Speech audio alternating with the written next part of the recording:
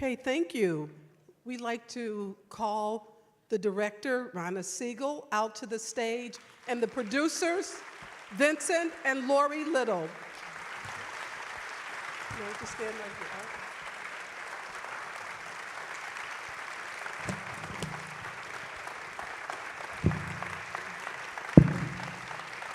Look at this.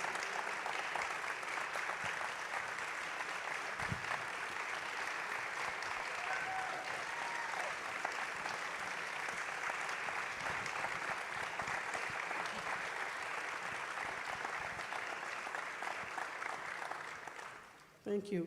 Roger taught me never to step on anyone's applause, so.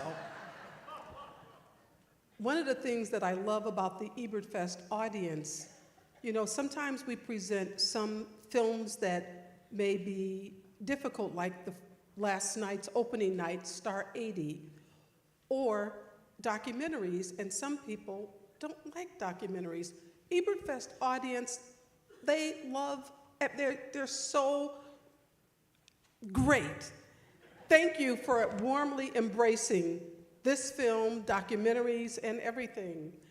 We have a tradition where we give thumbs. I'm going to ask Nate Cohen and also our presenters, Dr. Douglas Arnell Williams and Brenda Butler, to come and help present the thumbs to Rana Siegel, Lori Little, Oh my God, it is happening. and Vince Singleton. And you'll notice they're very heavy. They're made by the same people who made the Academy Awards. And some of our Ebertfest filmmakers told us, and it's true because I've seen in pictures, it was Haskell Wexler, the cinematographer, I would see pictures of him doing interviews in his house, and his Oscars weren't back there, but the Golden Thumb from Ebertfest was in the pictures. So someone else told me they do that as well. So now you have one. Thank you. Thank you so much, Jazz. We're going to take the thumbs away while we talk and invite you to take a seat. I'd like you in the middle, Rana.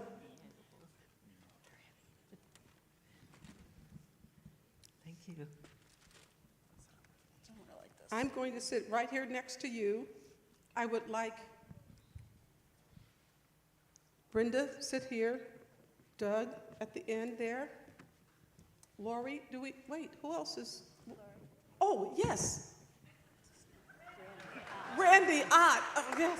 Come. Well known in Champaign. Yes, Randy, you're going to sit right there because I hear that you have a lot to tell us about Richard Hunt's connection to Champaign and some of the works here. So we'd like to hear that. That's correct. Okay. Oh, wait a minute. Do you have it? Where's your microphone? Oh, I can use hers. Okay. Okay, we'll share. We'll have to share microphones. But we're going to start with you. Okay. And then I'm going to, okay, let's just get started. Do you want to ask questions or? I want you to tell me how you got involved with this project and why this project. Well, first of all, I always have loved Richard Hunt's sculpture. I grew up in Chicago, and there were so many Richard Hunt sculptures there that just made it a joy to be in Chicago. And so when I heard that there was going to be a sculpture made by Richard Hunt about Ida B. Wells, I was like, oh my God, I have to do that. Previously, a year before, I had done another sculpture video that was about Gwendolyn Brooks and the sculpture that was made of her in Bronzeville. And anyway, so I looked around trying to get in touch with Michelle Duster, and my film ended up showing at a film festival in Chicago, and Lori saw the film, and so she mentioned she knew Michelle Duster, and I had been trying to get in touch with Michelle, but somehow the connection was never made. She talked to Michelle, having seen the film about Gwendolyn Brooks, and said I should do this film. And so we met with Michelle, and it was fantastic. She's wonderful, and of course she's in the film.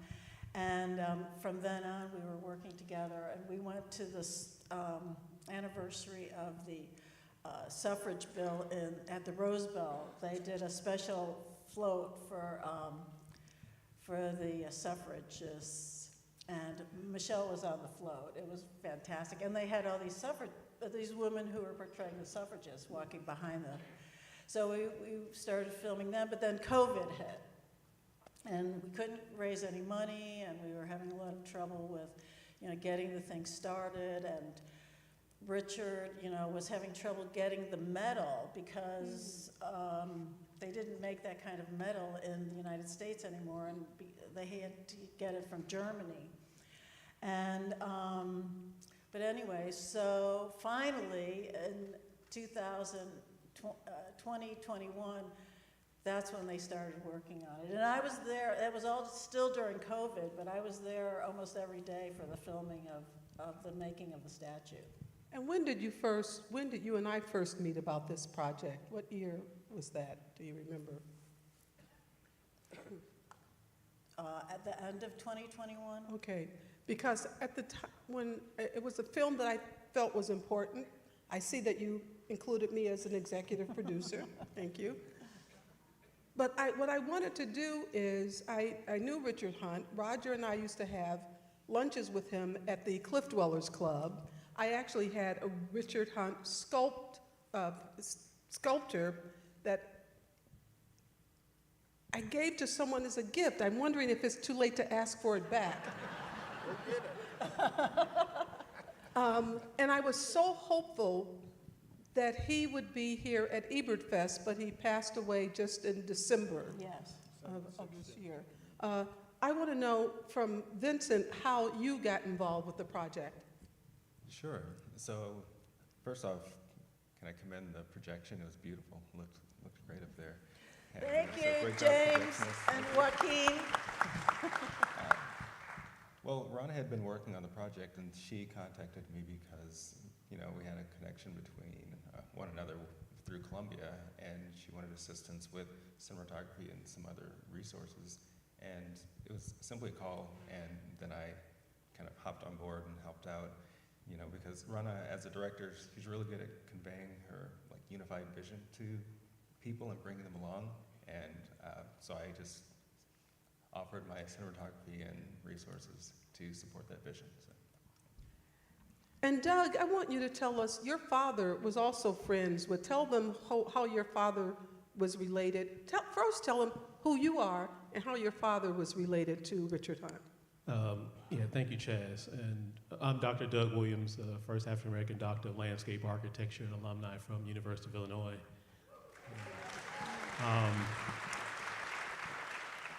And I'm sure I met Richard Hunt as a little kid. You know how kids, they aren't paying attention to these adults. They're having fun playing with blocks and Tonka toys and Legos. And so I'm sure he came around at different points. But my father, they were colleagues, they were students, they were friends. He's known him since my dad came to Chicago and was at Hyde Park High School. So much like Richard Hunt was taking junior courses as a junior high student at the School of the Art Institute, which I teach at now on occasion, my father took courses as a high school student while Richard was a student at the School of the Art Institute. So my father was a sculptor and Renaissance guy. So even on Lerone Bennett's desk at Johnson Publishing Company said Snailbird, one of his art pieces that was sold at the Swan Gallery. So they were two peas in a pod. And so I went to visit him while I started initially working on my father's documentary. And so we went by Richard's studio, and I was looking at some of the things he signed for me, some of his books from 2017. And they had a heart-to-heart conversation. I recorded it.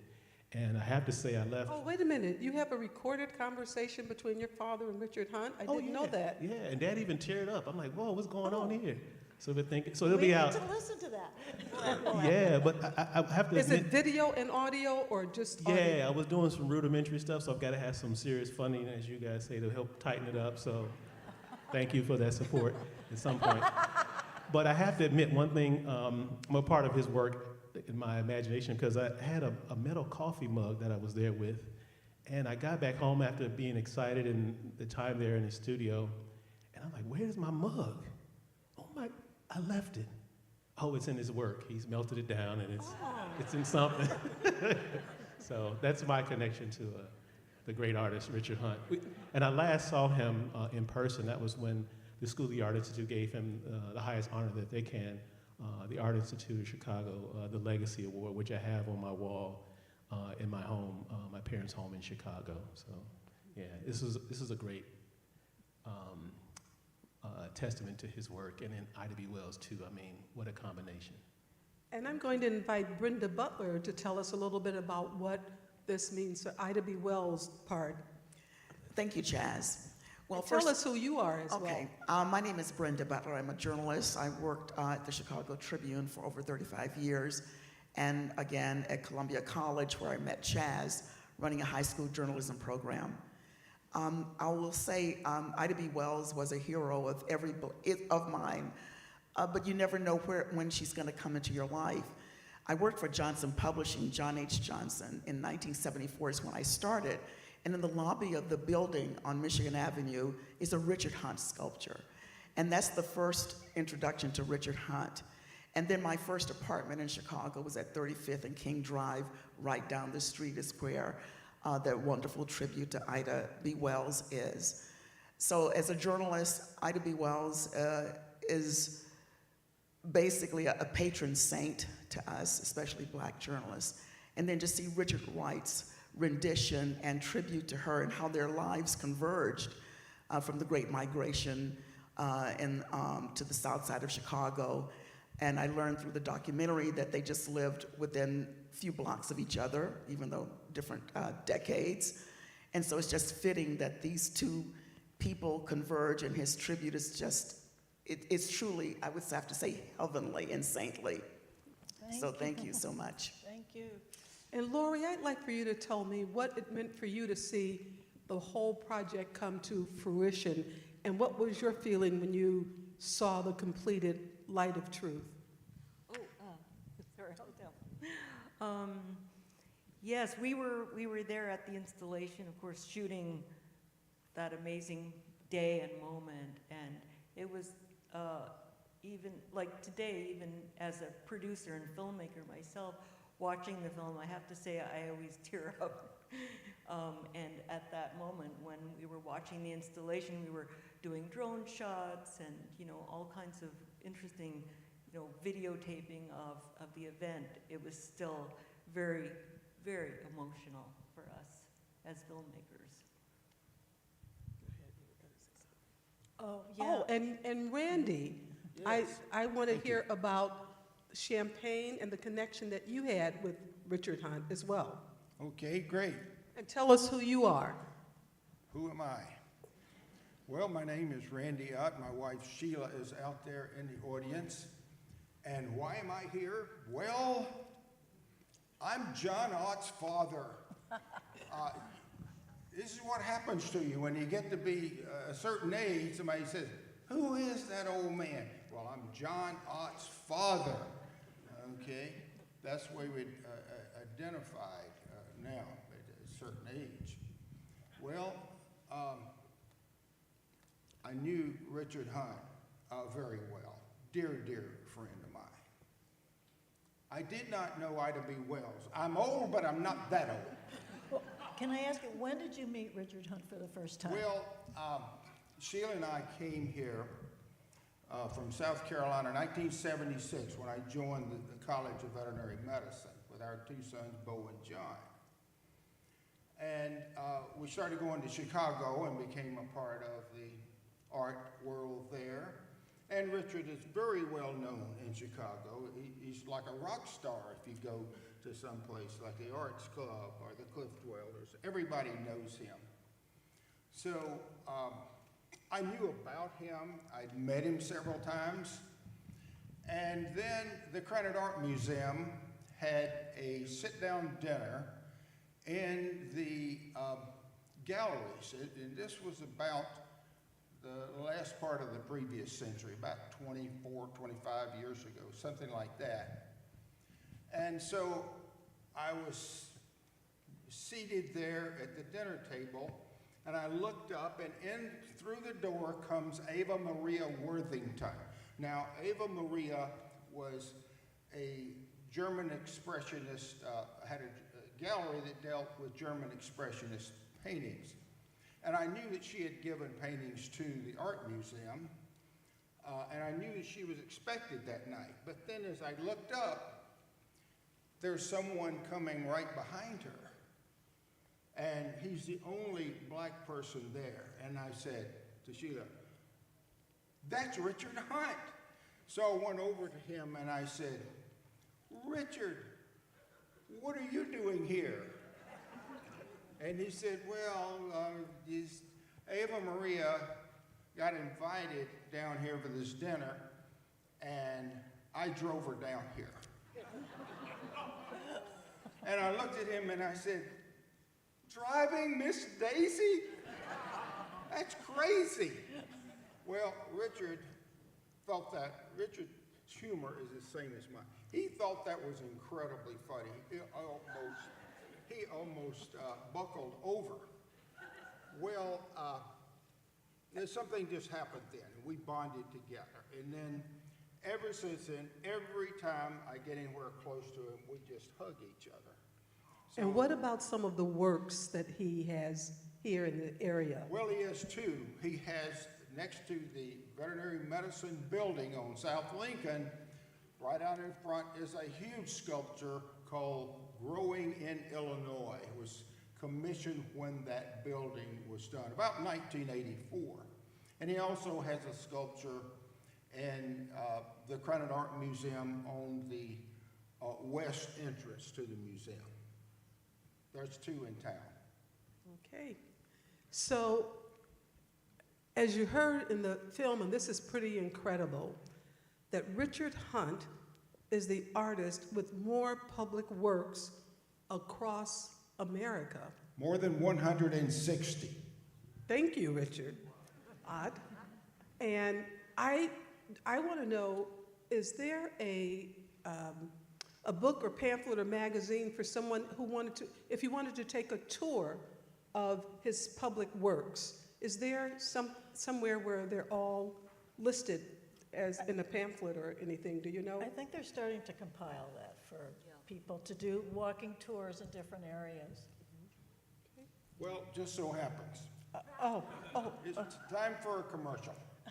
All you have to do is go to richardhuntsculptor.com. Oh, thank you, Richard Holt. There you go. richardhuntsculptor.com. And that Great. website was developed and is run by my daughter-in-law, Molly Ott. Oh, the okay, wife great. Of John Ott, the biographer. Great, thank you. So, That is a good public service message. And Instagram is basically the place where most people in the art world go. So you go to Richard Hunt Sculptor on Instagram. You can see lots of information there. All right, thank you. I'd like to ask the three H's, and I don't know what principal in the documentary said that Richard head, heart, and hand. Oh, Tony Jones said that. Tony yeah. Jones said that. And I wanted to ask you, as the filmmakers, just all that time you spent watching Richard compose that sculpture, what did you observe that's not on the camera? Well,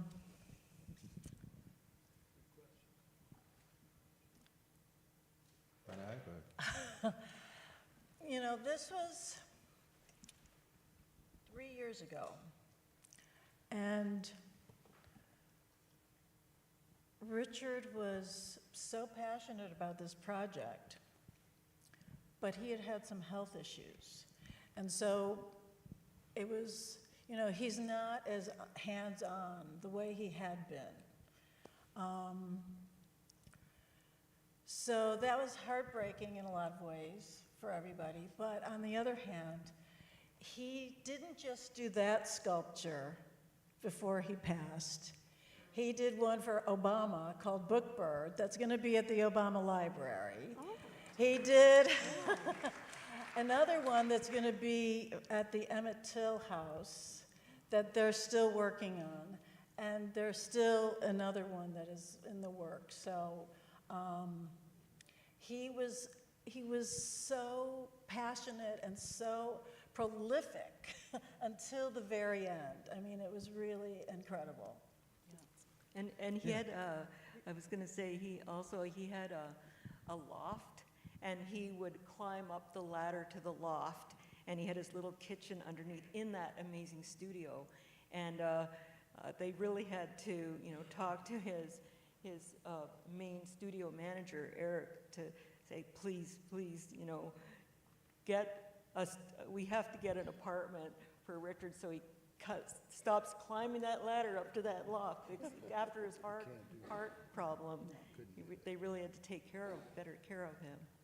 Yeah, well, I definitely felt privileged to have had the opportunity to go to the studio as many times as I did and do some of the interior drone shots and interviews and whatnot. But it's such an interesting thing because when you go in, there's the surface, but then there are layers of details that also feel like thought and imagination to a kind of a strange degree. And then you go into the basement, and there are more troves of thoughts, physical, manifested right there.